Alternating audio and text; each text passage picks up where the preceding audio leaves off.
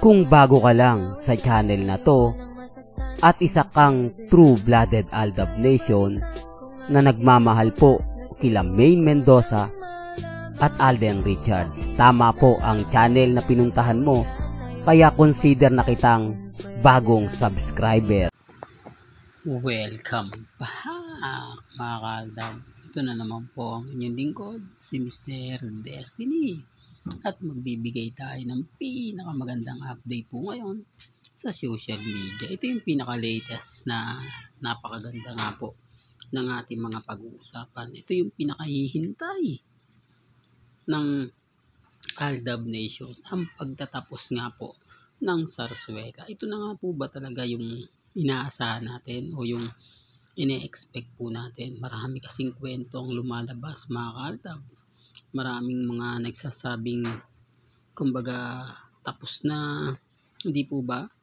Marami kasing nag-uudyok ngayon kay May na iwan niya na raw po si Congressman Arjo. Medyo masakit, di po ba? Masakit na salita dahil hindi man lang daw po siya nagagawang ipagtanggol. Parang ang nababash nga daw talaga ng gusto si May Paul Carson. Real talk, kaya nga po raw hindi na makapunta si Mengay sa Itbulaga dahil nga po sa mga panglalait, pangiinis na mga ilang nanonood nga po sa Itbulaga, hindi siya makapag-concentrate lalo na nga po sa mga bali-balita. Siyempre nga po, apektado pamilya ni Maine. Kaya ang sinasabi ko lang po ito mga kaaldab, para lang po malinaw, para lang po sa mga taong dumadaan at bumibisita po sa channel ni Mr. Destiny. Gusto ko lang naman po updated kayo. Alam niyo yung mga nagaganap at nangyayari. Gaya ngayon kay Alden Richards. Di po ba? Nakakatuwa po at nakakataba ng puso ang mga nangyayari. Dahil hindi natin ine-expect na meron pong ganitong kaganapan. Meron pong ganitong nangyayari. Di po ba? Hindi, real talk to mga kaaldab. Kaya dun sa mga bitter po sa akin, sa mga naiinis po sa akin, sa mga galit na galit po, wala po kayong ibang magagawa kundi tanggapin ang katotohanan na tapos na ang army.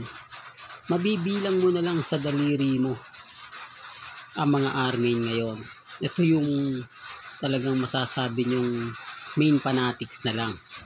Kasi karamihan po kasi ng army taga District 1. Ramdam ko nababasa ko po yung mga komento nila, lalo na po dun sa mga taong dati-rati nagpo-post kay Mengay kapag wala si Mengay sa Itbulaga, nagpaparamdam. Ngayon wala na Hindi mo na talaga mababasa. Dahil wala na pong post. Wala nang kumbaga pahayag. Kaya sabi ko sa inyo ako, kumbaga ito na po yung katapusan ng Zarzuela. Ramdam na po natin. Nag-aantay lang po tayo ng mga nagaganap ngayon o mangyaring magaganap pa lang. Hanggat hindi po natatapos ang issue, hanggat wala pong napaparusahan, talagang magmimistulang bangungot kay Maine Paul Carson.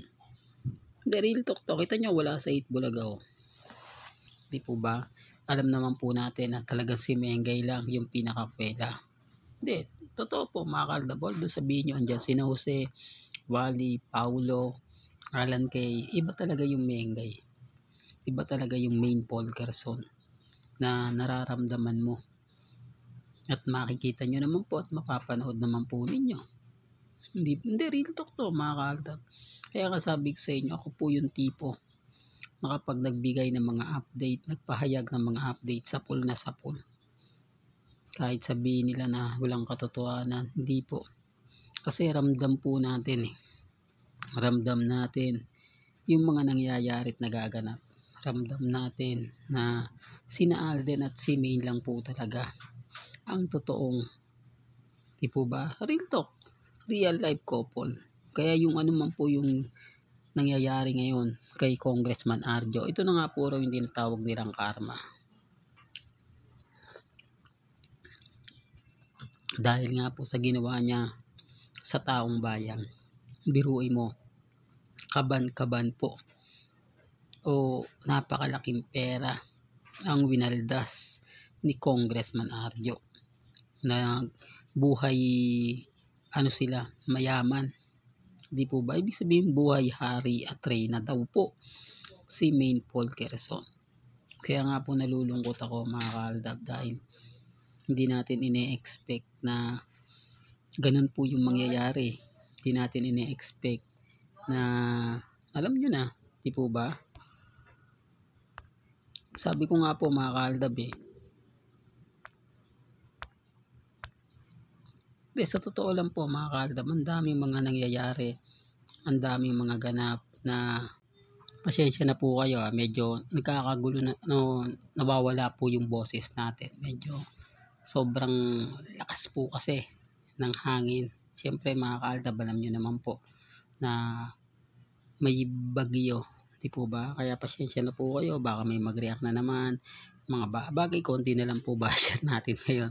Natutuwa po ako dahil naubos na rin po ang mga basher natin na dati rating nambabash. Ngayon, tahimik na po sila, kalmado, di po ba?